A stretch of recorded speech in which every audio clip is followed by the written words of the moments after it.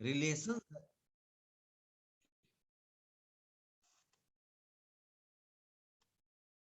हाँ,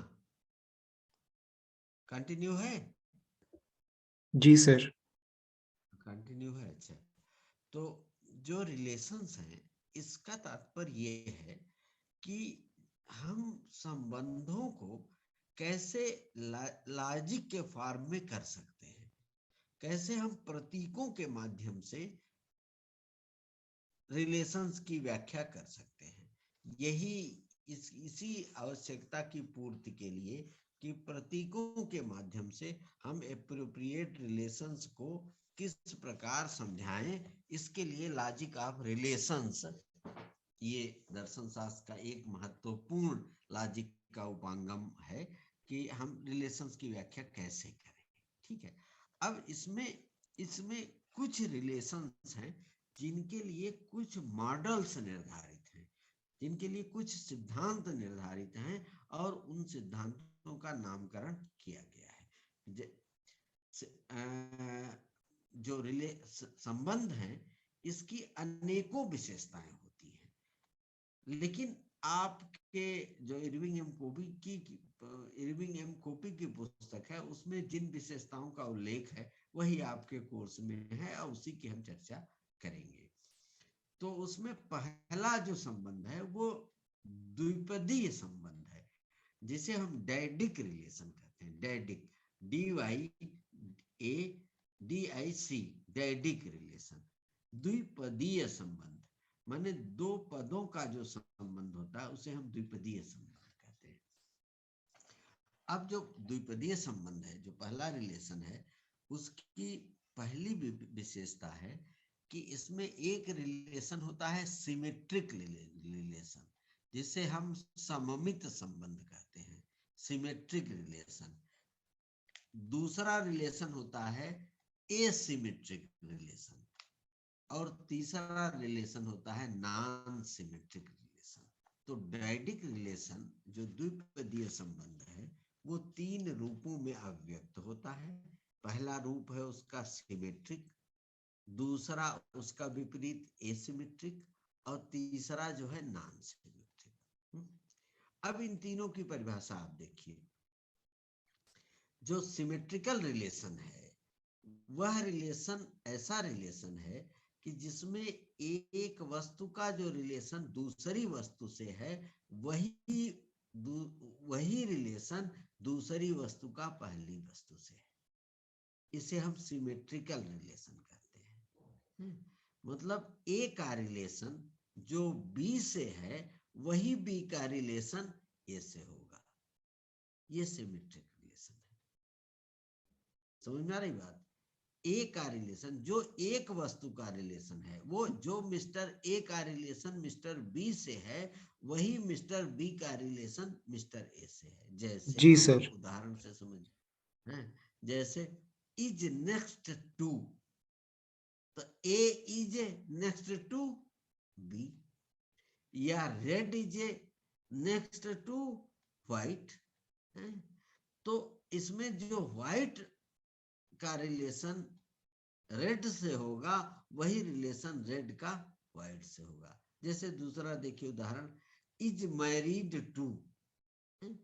is married to मतलब A का की मैरिज अगर बी से होती है, तो जो रिलेशन ए का बी से होगा मैरिज रिलेशन, वही रिलेशन बी का ए से होगा। इस रिलेशन में कोई वैभिन्न नहीं होगा, सेम रिलेशन होगा। या जैसे मान लीजिए तीसरा उदाहरण दिया जाता है, has the same weight. 10 kilogram भार की एक वस्तु है, दूसरी 10 किलोग्राम भार की वस्तु है, तो दोनों का वेट बराबर होगा, तो इसमें भी रिलेशन बराबर का होगा। तो यह जो पहला रिलेशन है वो सिमेट्रिक रिलेशन है। इसमें जी सर। क्लियरिटी आ गई कि नहीं? जी सर, बिल्कुल। जी।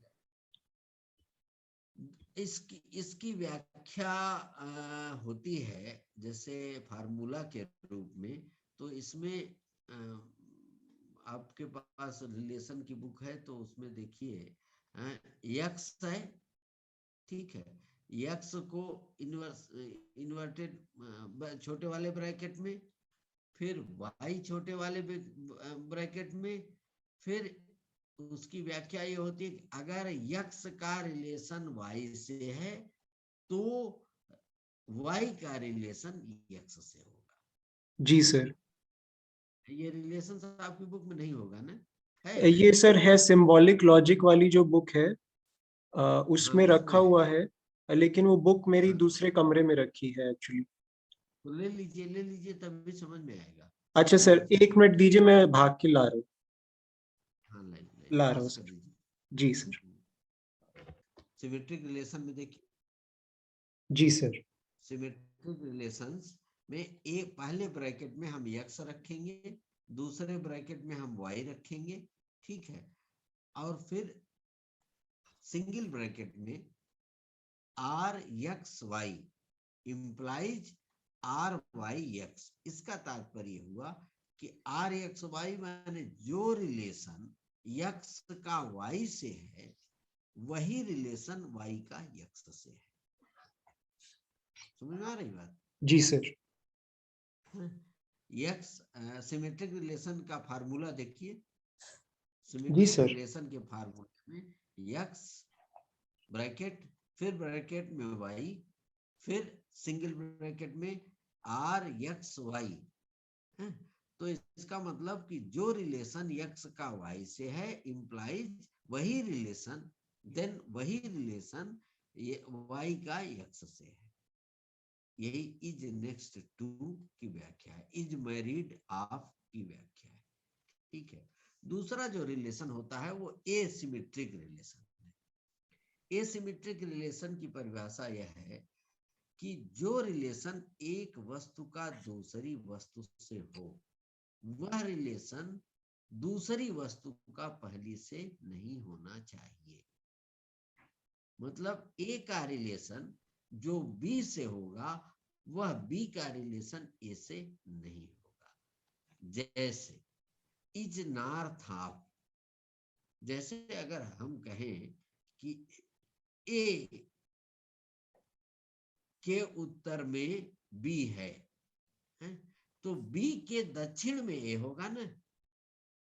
मान लीजिए कि अगर हम कहें कि ए के उत्तर में बी है तो फिर जी। बी के लिए जब कहेंगे तो फिर कहेंगे बी के दक्षिण में ए है। जी सर। तो जो रिलेशन ए का बी से है वह बी का ए से नहीं होगा। जब एक आगे होगा एक पीछे होगा तो एक अगर पूर्व दिशा में है, मतलब मान लीजिए राम पूर्व दिशा में है, राम के पीछे श्याम खड़ा है, तो श्याम जो है राम के पीछे है तो श्याम के पूर्व में राम होगा और राम के पश्चिम में श्याम होगा, है? यही परिभाषा ये कहती है जो रिलेशन ए का बी से है वह रिलेशन बी का ए से नहीं होगा। यही है एसिमेट्रिक रिलेशन। अब इस रिलेशन को अगर हम फार्मूला में व्यक्त करेंगे तो कैसे करेंगे? तो फार्मूला आप पुस्तक में देखिए। जी पहला सर। फार्मूला है यक्स ब्रैकेट में, फिर ब्रैकेट में वाई, ठीक है, फिर सिंगल ब्रैकेट में या आर यक्स वाई मतलब निगेशन इंप्लाइज और फिर निगेशन, नेगेशन। फिर are y x ji. Bracket close है। इसका तात्पर्य है कि जो यदि कोई भी रिलेशन यक्स का वाई से है तो वह रिलेशन वाई का यक्स से नहीं होगा। इस फार्मूले की परिभाषा है। कोई जो रिलेशन, यदि कोई रिलेशन यक्स का वाई से है तो वह रिलेशन वाई का यक्स से कभी नहीं हो सकता है। ये है एसिमेट्रिक रिलेशन। सिमेट्रिक रिलेशन में जो रिलेशन ए का बी से है वही बी का ए से होगा, ठीक है। लेकिन एसिमेट्रिक रिलेशन में जो रिलेशन ए का बी से है वह रिलेशन बी का ए से नहीं होगा। तीसरा है नॉन सिमेट्रिक रिलेशन। जो नॉन सिमेट्रिक रिलेशन है यह ऐसा द्विपदीय संबंध है जिसमें जो है न तो सिमेट्रिकल रिलेशन होता है और न ही एसिमेट्रिकल रिलेशन होता है। तो इसमें समस्या ये हुई कि फिर ये कौन सा रिलेशन है जो न सिमेट्रिक हो न एसिमेट्रिक हो। जैसे शंकराचार्य कहते हैं कि न सत है न असत है, तो फिर क्या जी है? तो मिथ्या है। ठीक वही ये व्याख्या करते हैं। इनका उदाहरण है कि यदि कोई व्यक्ति किसी का भाई है तो इसमें न तो सिमेट्रिक रिलेशन है और न ही एसिमेट्रिक रिलेशन है, तो ये नॉन सिमेट्रिक रिलेशन होगा। समझ में आ गई भाई? जी अगर मान लो कोई किसी का भाई है तो बहन बहन भी हो सकती है, तो बहन का भाई हो तो सिमेट्रिक नहीं होगा क्योंकि बराबर का संबंध नहीं होगा है, और एसिमेट्रिक भी नहीं होगा क्योंकि अबराबर का भी नहीं होगा। भाई है तो अबराबर कैसे होगा है? बात समझ में आ रही कि नहीं? जी सर। जैसे मान लो बी स्त्रीलिंग है और ए पुल्लिंग है, तो ए और बी का जो रिलेशन है वो भाई बहन का रिलेशन होगा है? तो ये भाई भाई दोनों रिलेशन जो है ये न तो सिमेट्रिक होगा क्योंकि सिमेट्रिक में जो रिलेशन ए का बी से होगा वही बी का ए से होगा, ठीक है, और न ही एसिमेट्रिक होगा कि ए का जो बी से रिलेशन है वो बी का ए से नहीं होगा। भाई दोनों का रिलेशन भी है? तो इसलिए इसको हम कहेंगे नॉन सिमेट्रिकल। इसकी कोई परिभाषा, इसका कोई फार्मूला नहीं है। अच्छा हाँ, इसका कोई फार्मूला नहीं है। अच्छा इसके लिए ये बस केवल ये परिभाषा में आता है और इसकी व्याख्या बस हो जाएगी है? कि यही यही उदाहरण भी दिया गया है, पुस्तक में भी यही उदाहरण दिया गया है कि यदि ख का भाई है तो ख की बहन भी हो सकती है। यही भाई बहन का उदाहरण बनेगा इसमें। जी तो ये सिमेट्रिक, एसिमेट्रिक, नॉन सिमेट्रिक पहला रिलेशन आपका ये हो गया। दूसरा जो डैडिक रिलेशन है वो ट्रांजिटिव, इंट्रांजिटिव और नॉन ट्रांजिटिव, ये तीन रूपों में होता है। Dyadic relation transitive, intransitive and non transitive. इस डैडिक रिलेशन की व्याख्या का अब पहला प्रश्न ये है कि ट्रांजिटिव रिलेशन क्या है? ट्रांजिटिव रिलेशन एक ऐसा संबंध है जबकि एक वस्तु का जो संबंध दूसरी वस्तु से है और दूसरी वस्तु का जो संबंध तीसरी वस्तु से है, वही संबंध पहली वस्तु का तीसरी वस्तु से भी होना चाहिए।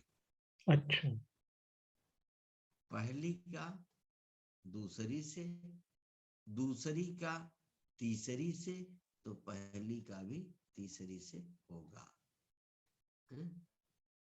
ये रिलेशनशिप ट्रांजिटिव रिलेशनशिप है। जैसे इज नॉर्थ ऑफ, अब A is north of B and B is north of C, then A is north of C. जी होगा कि नहीं? बिल्कुल सर। तो ये ट्रांजिटिव रिलेशन जो है यह भी अपने आप में एक पूर्ण रिलेशन है क्योंकि इसमें कोई वैपरीत्य या द्वंद्व नहीं है। ए का रिलेशन बी से है, बी का रिलेशन सी से है, इसलिए ए का रिलेशन सी से है, ठीक है। अब जो दूसरी परिभाषा आएगी इसके लिए जो फार्मूला बनेगा वो फार्मूला ये है कि इसमें चूंकि तीन पद हैं इसलिए तीन आपको क्वांटिफायर लेने होंगे। जी एक्स वाई जेड। मल्टीप्लिकेशन तो हाँ एक्स वाई जेड। अब इसकी जब व्याख्या आप करोगे तो इसकी व्याख्या फार्मूले के रूप में ऐसे होगी कि सिंगल एक बड़ा ब्रैकेट होगा और बड़े ब्रैकेट में एक स्मॉल ब्रैकेट लिया जाएगा जी और जी उस स्मॉल ब्रैकेट में R x y dot R y z, ठीक है। इसलिए इम्प्लाइज आर एक्स जेड, जी ये व्याख्या होगी। अब इसको देखो आप तोड़ोगे कैसे है? ये तो फार्मूला है, ये तो सिद्धांत है। अब इस सिद्धांत की व्याख्या आप कैसे करोगे? तो इसकी व्याख्या की माना एक क्वांटिफायर यक्स है, माना कि एक पर्सन यक्स है, दूसरा पर्सन वाई है और तीसरा पर्सन जेड है। ठीक है, देयर आर 3 पर्सन्स।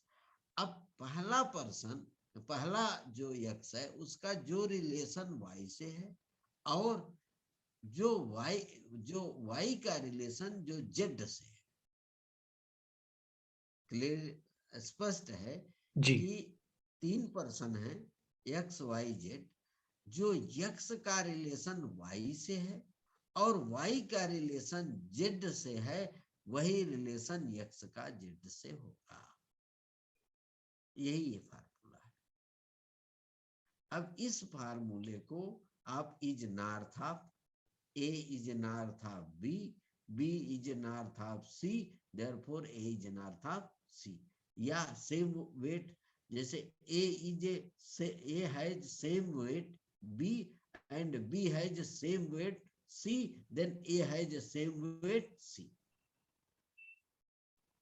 तो ये जो ट्रांजिटिव रिलेशन है, ये हम लॉजिक के माध्यम से इसी रूप में अभिव्यक्त करते हैं। बात समझ में आ रही जी सर। है? अब जो दूसरा रिलेशन है, दूसरे रिलेशन को हम कहेंगे इंट्रांजिटिव रिलेशन। इंट्रांजिटिव रिलेशन की व्याख्या करेंगे।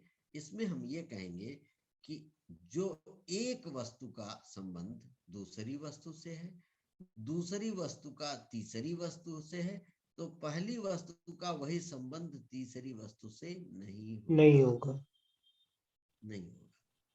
देखिए, ट्रांजिटिव में क्या होता है कि पहली का तीसरे से होगा, और इंट्रांजिटिव सेम चीज है कि जो पहली का दूसरी से है, दूसरी का तीसरी से है, वही पहली का तीसरी से नहीं होगा।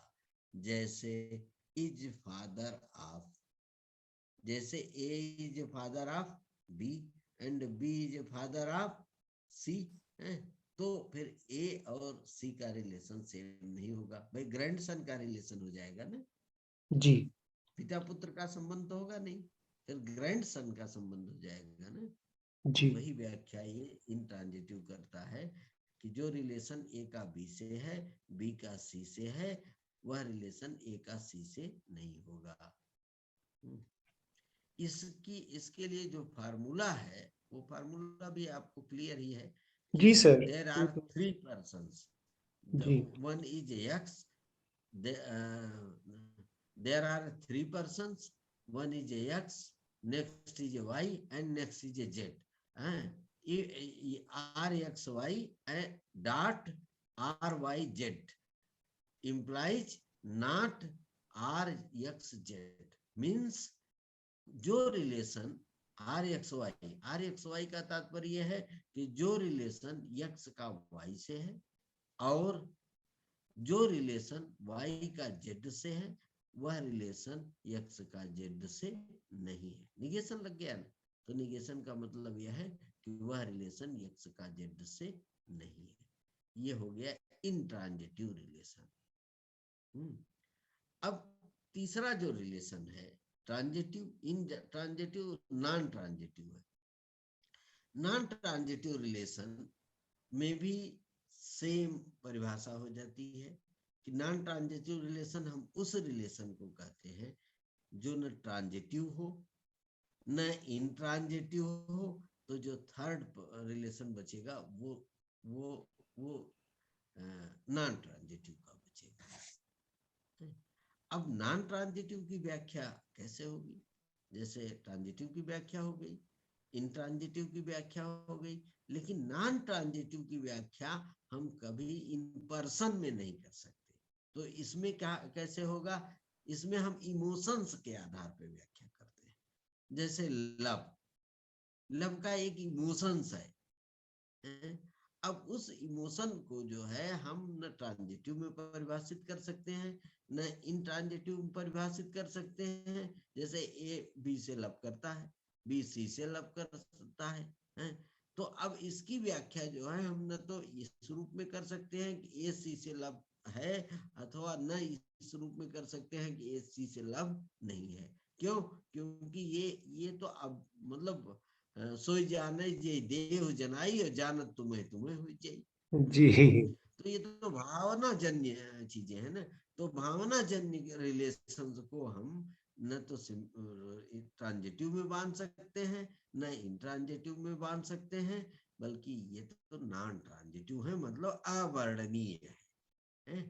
शंकराचार्य का जो वही सिद्धांत है अनिर्वचनीय है। ये अनुभूति का विषय है, इसकी व्याख्या नहीं हो सकती। It can not be explained as in words. ठीक है, कि यह डीप है अथवा छिछला है अथवा है ही नहीं। तो ये जो इमोशंस, कोई भी इमोशन, जैसे सारो दुख का इमोशन है। अब दुख का इमोशन जो है वो ए का बी के प्रति जितना दुखी है, बी सी के प्रति जितना दुखी है। अब इसकी व्याख्या हम नहीं कर सकते कि ए भी सी के प्रति उतना दुखी होगा या नहीं होगा। हो भी सकता है, नहीं भी हो सकता है। तो इसलिए ऐसे रिलेशंस को हम कहेंगे नॉन, क्या कहेंगे? Non transitive. हाँ, नॉन ट्रांजिटिव। देखिए है क्या, प्रश्न उत्तर देते रहिए ना, इससे क्लास में जीवंतता बनी रहती है ना। जी सर, जी बिल्कुल। ये भी नीरस सब्जेक्ट है, हैं? जी ये नीरस है, ये इसमें बस केवल एक बार दिमाग में बैठा लीजिए, हैं? अब तीसरी जो डैडिक से रिलेशन की विशेषता है वो रिफ्लेक्सिव है, टोटली रिफ्लेक्सिव है और नॉन रिफ्लेक्टिव है।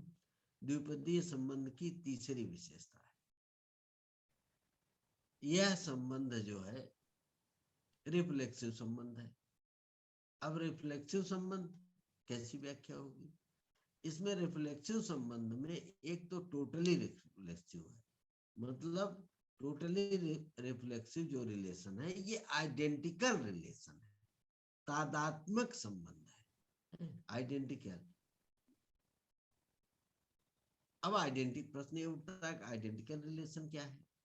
तो यह एक ऐसा संबंध है जो किसी वस्तु का अपने स्वयं से होता है। जैसे Scott is author of Beverly या इज आइडेंटिकल टू, जैसे स्कॉट का author, Scott is author of Beverly, Beverly का ऑथर और स्कॉट ये दोनों आइडेंटिकल है। ये आपको में दोनों पढ़ाया गया होगा, आइडेंटिटी रिलेशन। जी जी। कंटेम्प्रोरी वेस्टर्न में आइडेंटिटी रिलेशन। ये मूर पेरी रसेल, मूर के रसल का, जी। व्याख्या में, मूर पेरी रसेल में ये आया है कि आइडेंटिकल रिलेशन यही टोटली रिफ्लेक्टिव रिलेशन है, कि जो रिलेशन एक व्यक्ति का स्वयं से होता है वही रिलेशन टोटली रिफ्लेक्टिव रिलेशन होता है। जैसे इस रिलेशन को हम कहते हैं आइडेंटिकल रिलेशन। इसकी परिभाषा होती है, मान लीजिए कोई यक्स है और आर यक्स यक्स है, मतलब जो रिलेशन यक्स का यक्स से है वही रिलेशन आइडेंटिकल रिलेशन। जैसे कोई नाम है, जैसे अजय कुमार सिंह किट्टू एक नाम है, मान लीजिए उदाहरण, अजय कुमार सिंह किट्टू, तो मतलब किट्टू उपनाम हुआ और अजय कुमार सिंह ये नाम हुआ। तो जो रिलेशन अजय का किट्टू से है वही किट्टू का रिलेशन अजय से है, मतलब ये दोनों आइडेंटिकल है, दोनों सेम है इन पर्सन में। तो ये टोटली रिफ्लेक्सिव रिलेशन हुआ। दूसरा रिलेशन है रिफ्लेक्सिव रिलेशन। रिफ्लेक्सिव रिलेशन को अगर हम व्याख्यायित करेंगे तो इस रूप में व्याख्यायित कर सकते हैं कि यदि कोई वस्तु ए अपने से वही संबंध रखती है जो बी से रखती है, तो इसके तो उस रिलेशन को टोटली रिफ्लेक्सिव रिलेशन कहा जाएगा। समझ में आ गई? जो जी रिलेशन ए का बी से है, बी में भी वही संबंध है, वही रिलेशन है, तो उसे हम टोटली रिफ्लेक्टिव रिलेशन कहेंगे। जैसे has the same colour of, या has the same colour hair, मतलब जैसे कहा जाए कि इन दोनों लोगों के कर्ली हेयर है, तो कर्ली हेयर का जो रिलेशन ए से है वही कर्ली हेयर का रिलेशन बी से है, इसलिए इन दोनों का आइडेंटिकल रिलेशन है, जिससे हम पहचान कर सकते, अरे वो दोनों घुघराले बाल वाले हमारे जो मित्र हैं ना, तो आइडेंटिटी हो जाएगी ना कि ये युगल मित्र कौन है। तो वही है कि इज सेम हेयर, या इज द सेम एज, या इज द कंटेम्पोररी ऑफ, जैसे एक ही क्लास के दो विद्यार्थी हैं ए और बी, तो उसको कहा जाएगा कि A is a contemporary of B, तो दोनों में कौन सा रिलेशन है, टोटली रिफ्लेक्सिव रिलेशन है। इस रिलेशन को हम व्याख्यायित करेंगे, तो माना कि एक क्वांटिफायर यूनिवर्सल क्वांटिफायर है यक्स, ठीक है, बुक में आप देखिए, माना कि एक क्वांटिफायर रिलेशन है, क्वांटिफायर है, और वह क्वांटिफायर यूनिवर्सल है, वो यक्स है, और माना दूसरा क्वांटिफायर पर्टिकुलर है, उसे हम कहेंगे there is at least one quantifier, it is a called y. इसकी हिंदी में व्याख्या होगी, जो वर्ड्स में व्याख्या होगी, ये है पर्टिकुलर क्वांटिफायर, जिसे हम लिखने में तो उल्टा ई वाई ये लिखते हैं, उल्टा ई वाई देख रहे हैं ना। जी सर, उल्टा ई बना हुआ है, फिर वाई ब्रैकेट में। वाई, इसका मतलब ये होता है कि देखिए जैसे एक्स है, तो इसका मतलब there is a any x, there is any x, any x माने कोई भी एक्स, पूरे यूनिवर्स में कोई भी वर्स। अब इस ई वाई का मतलब होता है there is at least one Y, मतलब इसमें कोई एक ही वाई है। अब इसकी व्याख्या होगी कि there is at least one Y मतलब it is a particular statement, और एनी एक्स अगर हम कहा जाए कि देयर इज एनी एक्स, तो एनी एक्स का मतलब यूनिवर्सल एक्स है। तो अब जब पार्टिकुलर वाई की व्याख्या हम करेंगे, तो उसकी जो व्याख्या होगी टोटली रिफ्लेक्सिव रिलेशन से कि is a same colour hair, इसकी जब हम व्याख्या करेंगे तो उसे हम इस रूप में करेंगे कि R x y wedge R y x implies R x x, मतलब कि जो रिलेशन यक्स का वाई से है वही रिलेशन वाई का यक्स से है। इसकी व्याख्या इस रूप में होगी, चूंकि वेज है ना, तो वेज का भी हम प्रोनाउंसिएशन करेंगे, तो हम कहेंगे कि या तो कोई भी रिलेशन यक्स का वाई से है, या वही रिलेशन वाई का यक्स से है, तो वह रिलेशन यक्स का यक्स से होगा। ये फार्मूला है। जी सर, बिल्कुल समझ में आ गया, बिल्कुल कायदे से। तो अब ये 2-3 बार आप कंठस्थ करेंगे, तब ये आपको तैयार होगा। ये थोड़ा सा ये रिलेशंस का जो चैप्टर है, ये थोड़ा सा मतलब लॉजिक है ना, पूरा वर्गगणित तंत्र है ना। जी, इसमें एग्जाम्पल में कंफ्यूज हो सकते हैं, जैसे एकदम से कोई एग्जाम्पल सामने आ जाए तो हाँ, कंफ्यूज हो सकते हैं, तो थोड़ा ध्यान से पढ़ना पड़ेगा। ध्यान से पढ़ना पड़ेगा। अब जो तीसरा रिलेशन है वो इसमें वह है इररिफ्लेक्सिव रिलेशन। इररिफ्लेक्सिव रिलेशन जो है इस प्रकार का, वह ऐसा संबंध है जो किसी वस्तु का अपने से नहीं होता बल्कि दूसरे से होता है। जो रिलेशन, भाई ये आइडेंटिटी का है ना, तो जो आइडेंटिकल रिलेशन अपने से नहीं होगा दूसरे से होगा, जैसे इज मैरिड टू, तो इज मैरिड टू में यद्यप दोनों दंपति हैं, दोनों एक हैं, लेकिन दोनों अलग अलग हैं। इज मैरिड टू, या is married, is parent of, या इज नॉर्थ ऑफ, ये रिलेशन है। इज मैरिड टू मतलब कि जो रिलेशन यक्स का यक्स से है वह रिलेशन, जो कोई भी रिलेशन यक्स का यक्स से नहीं है, मतलब यक्स जो की आइडेंटिटी इंडिपेंडेंट है। यक्स की आइडेंटिटी कैसी है? इंडिपेंडेंट है। जी यही इररिफ्लेक्सिव है। और इसकी जो व्याख्या की जाती है, वह व्याख्या there is any x, if there is any x, then x relation is not to another x. If there is any x, if one x relation is not to another one x, ये व्याख्या है। इसे हम x not R x x इस रूप में व्याख्या करते हैं। जी तो सर, ये रिफ्लेक्सिव वाले का तो इतना बड़ा था फॉर्मूला और इररिफ्लेक्सिव वाले का छोटा सा है। छोटा सा है। जी छोटा सा है, मतलब इसमें कोई बात नहीं। इसमें ये कहा जा रहा है कि इज मैरिड टू, मतलब एक का जो मैरिज का रिलेशन होगा, वह रिलेशन जो है एक रहते हुए भी अलग अलग होगा। एक मेल होगा, एक फीमेल होगा, है?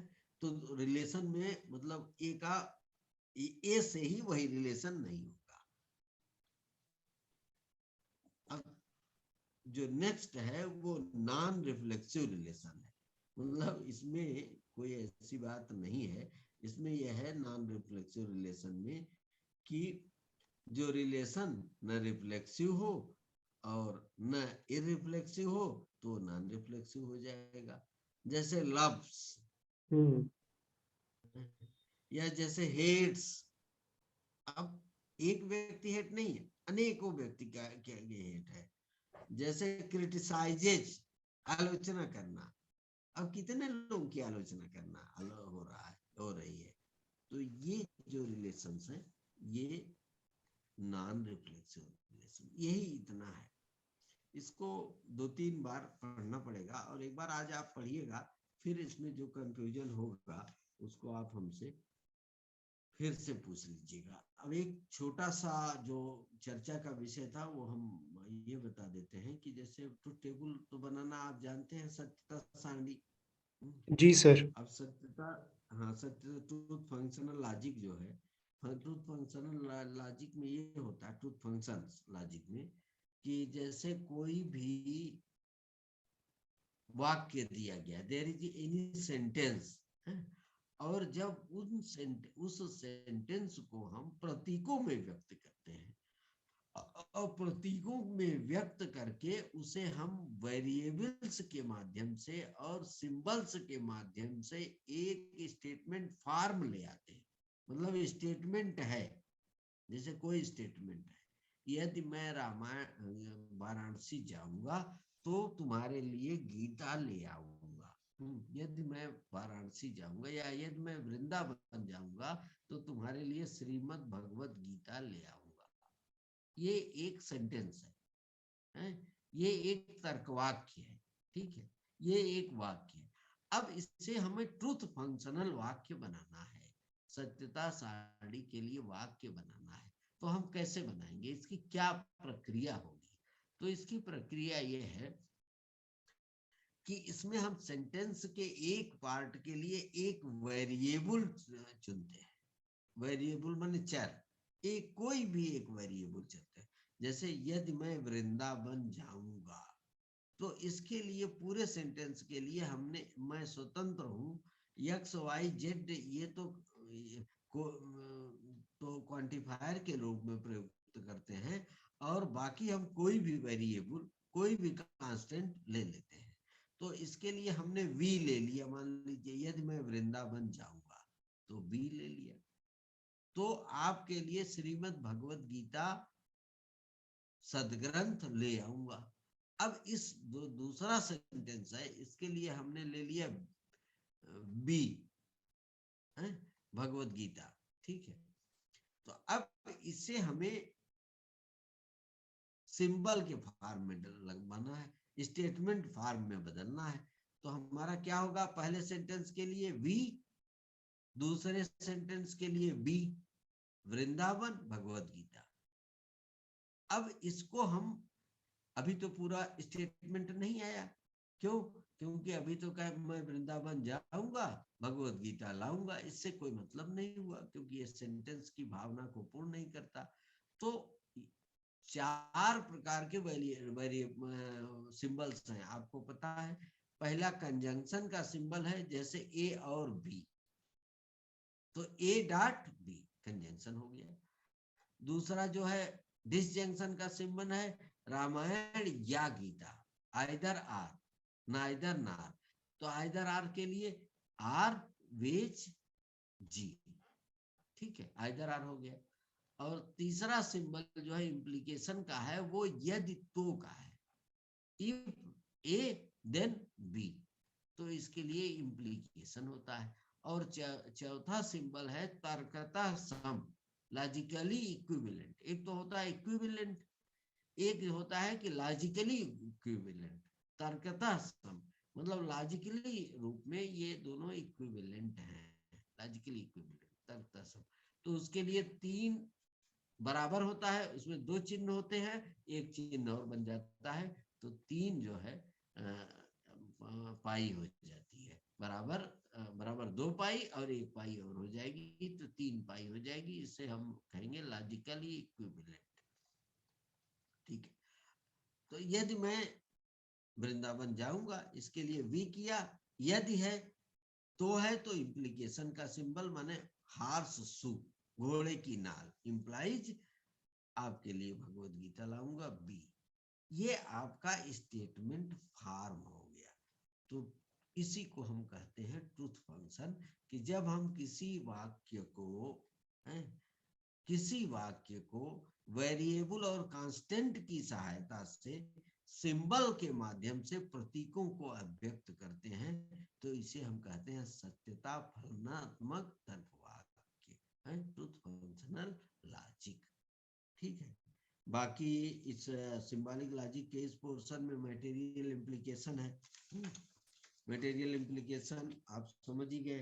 टाटोलॉजी, कॉन्ट्राडिक्शन, कॉन्टीजेंट, ये आपको आता ही है। टाटोलॉजी में जी। जो निष्कर्ष होता है ट्रूथ टेबल का, इसमें अगर सभी टी हैं तो टाटोलॉजी हो गया, सभी फॉल्स हैं तो कॉन्ट्राडिक्शन हो गया, और टी और फॉल्स दोनों हैं तो